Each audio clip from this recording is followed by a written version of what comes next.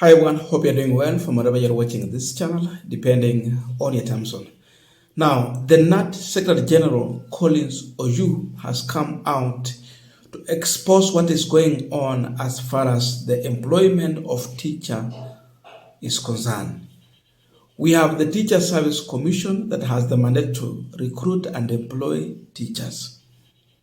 But the sad thing that is happening in this country is that we now have people in the name of elected members of parliament, MPs, who are working in funerals and baratha with the employment forms, dishing out to the people they have preferred to get the employment. NAT is here to protest the advancement of this idea. The question is still there. What is the work of TSC? Now, leave that alone. There is something that is so much sad that is now again exposing here. According to Collins Oyu, the NAT Secretary General, they have enough evidence in this allegation that there are members of parliament who have these employment forms for teachers who are giving out for money. And each form is being sold at a price of 200,000 Kenyan shillings. Umesikia hiyo? Members of parliament are now selling these forms. So those who can afford 200, you have an employment. NAT is protesting this. These are two dangerous things. Ruto's economic advisor, Moses Kuria, has also weighed in on this matter. And I want us also to listen to what Kuria is saying. But first of all, Collins Oyu, NAT Secretary General. Here is his statement. TSC has the mandate to recruit and employ teachers. What we saw the other day was shocking. You know, we cannot condemn teachers who have been employed, but we must talk about the kind of employment that came in. Have you ever seen employment of teachers before, where forms are being dished in burial places, chiefs' barazas, somebody using employment of teachers for political mileage? That look here, I've employed this number. Who are you to say that you have employed? Are you Teacher Service Commission? You're not. You're not. And if you chance to get through your own means an employment form which shall give a letter to one teacher to be employed, why don't you apply this with decorum? Teaching profession is not like any other profession, and we feel it as a union when our teachers who are being employed, you know, the line through which they get employment raises more questions than answers. We cannot stop whoever has been employed not to be employed, but we must say, let us be human. Let us be human.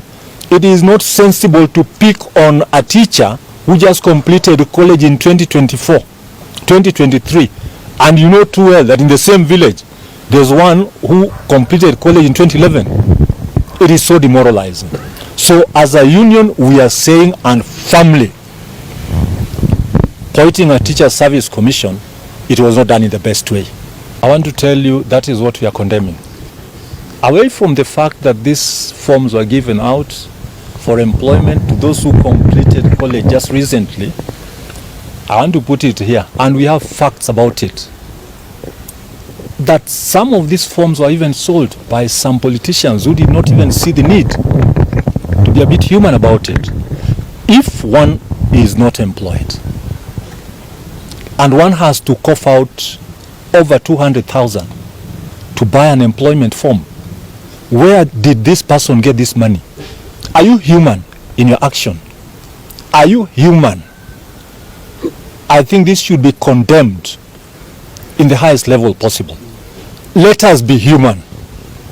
Let us be human. And we are putting it before Teacher Service Commission that employment forms were being sold, and we have evidence to the same.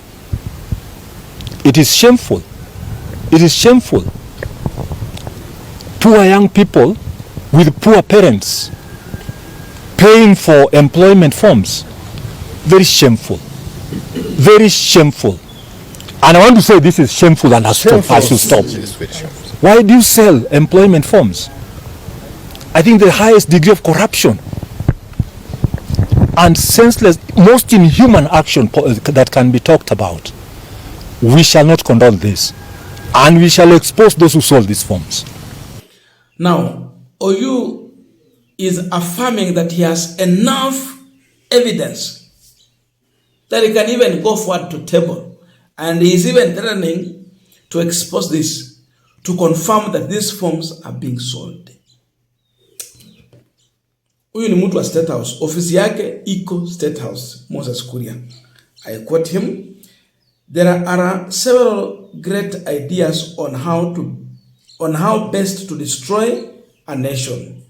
But the most glittering of recent time is politicians parading teachers' employment forms in public rallies and funerals. It is so sad, especially for us, the product of great teachers. We have sunk this low, sadly." Kuria is confirming that it is true, politicians are now parading forms in political rallies, funerals, and elsewhere in the name of giving employment. But the most sad part is what Collins OU has told us. Huyu ndio mkubwa wa NAT, that these forms are now being sold for cash. Sijui vile unaelewa hivyo. There is enough evidence to prove the issue and where it started from. And the biggest problem we have had in this country, it is starting from the top. The fish start rotting from the head. This government is rotting from the head. The person who is encouraging this behavior is none other than William Ruto, the president. Hii ni tabia ya serikali ya Kenya Kwanza. Nikiona mambo kama, nakumbuka the late George Magoha. Inanikumbusha Matiang'i. Mambo kama haya yangefanyika chini yao, eti wanapeana employment kwa matanga. This thing started by the cabinet of William Ruto when the former CS went on to give employment forms in funeral event. Ruto ndiye alichagua CS for education. Kakuja sababu alikuwa ameanguka ugavana, alikuwa na run for the governor. So wakati Machogu hakupata, kamwambia wewe kuwa CS. So Ezekiel Machogu, CS for education, was the one who led the issue of now issuing employment forms in funeral. Do you remember this? Kama kuna jirani ambaye pengine anahitaji kazi ya walimu, sasa yeye huyu sasa anajaza form, yeye atakuwa mwalimu, na tena pigie makofi tena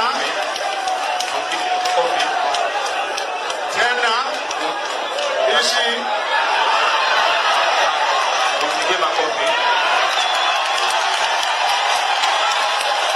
Now, I want us to conclude this discussion, but I have a quick request. For those who are watching this channel and you have not yet subscribed, please consider subscribing. To our returning subscribers, I must say thank you so much. And again, to all our viewers, please give this video a thumbs up. Thank you so much, and back to our discussion. When the government has failed to deliver services and development to the people, they will use every means. They will look into anything they will touch. Yani siku ya nyani kuanguka, miti yote kutereza. Wanaguza kila kitu. If members of parliament were doing development and this regime was really giving the money, there will be no need for members of parliament to work with employment forms kwa matanga. But because they are doing nothing, the only thing they can do is now to try and show up in funeral with employment form, so that now wanaanza kulaunch employment.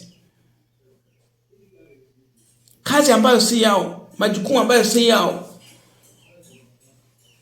They have failed in the oversight role.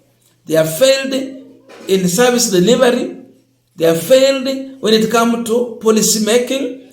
And now they are resorting to petty issues that has a mandate with different ministry just to try and show up, so that the public will be confused to believe and think that they are working because now they are employing our people. A failed regime, that's how they behave. Sasa kwa sababu Ruto hana kitu ya kuambia watu, ya kupeleka kwa wabunge, kila anazaleta ni vitu za aina hii za aibu kubwa. Kubali na uruhusu wabunge waanze kupewa hizi forms, waende nazo kwa matanga, waanze kulaunch employment, vitu za upumbavu na upuzi kama hizo. And that is now the warning that the economic advisor to this regime, Moses Stureh, is telling Ruto. That's how you start banning a country. Imagine a teacher who went for a training and finished in 2011, seeing another teacher who finished college in 2023 getting employed. Uende ujinyonge ama ufanye nini? Ni lini utaandikwa kazi? You give up in life, or you are demoralizing these teachers. That is what I'm saying. The profession is now losing meaning. It is very sad. But it is happening under William Ruto. The person who began this, his own CS that he appointed, a man that you should have called for a lecture in State House and stop this behavior, he encouraged it.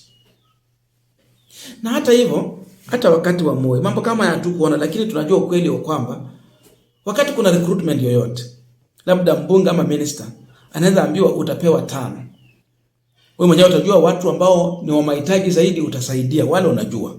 Sababu kuna wale kweli wana mahitaji kabisa, wewe unawajua. Lakini haikuwa kwa kiwango hiki cha kuja kulonje na upumbavu. Ilikuwa ni jambo la siri tu linafanyika, alafu wewe unaweza saidia watu 2 watatu. Kwa sababu it is true also, kuna watu ambao wako tuna shida nyingi, na wewe kama mbunge ama minister wanakuja kwako saa zingine nyumbani. Wanakueleza mpaka unajua kweli huyu ako na shida kubwa, anahitaji usaidizi. Unaweza pewa nafasi kama 3-4 za kusaidia watu kama hawa. Lakini tumefika imekuwa ni sasa na aina hii. Sasa imekuwa ni biashara ya kuuza chini ya uongozi wa Mheshimiwa William Ruto. Serikali ya ufisadi, tabia kama hizi haziwezi kosa, zitakuweko tu. Ufisadi umeanzia kule juu, itakosa aje huku chini mpaka wabunge watafanya ufisadi ya aina hiyo. Leo hii wanauza hizo forms. What are you telling teachers? What are you telling the profession? That is the sad story. And I think the NAT Secretary General should push this thing. DCI should come in. Investigation must start. People must be responsible and take responsibility.